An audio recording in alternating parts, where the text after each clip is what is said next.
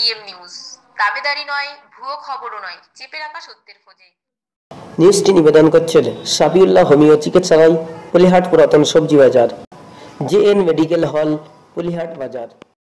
নজির কাণ্ড ভাঙড়ের কাশীপুর থানার পুলিশ প্রশাসন। উত্তর 24 পরগনা জেলা হাড়োয়া থানার শালিপুর গ্রাম পঞ্চায়েতের পায়রাগাছা গ্রামের বাসিন্দা আশরাফুল মোল্লা মাদক পাচার চক্রান্তের কারণে গ্রেপ্তার হয়েছিলেন বেশ কয়েক মাস আগে। তাকে দমদম সেন্টার জেলে আটকে রাখার পর নদিয়ার কৃষ্ণনগর জেলে নিয়ে যাওয়া হয়। সেখান থেকে পুলিশের চোখে ফাঁকি দিয়ে গত 6 নভেম্বর পালিয়ে গিয়ে নিজেকে আত্মগোপন করেন।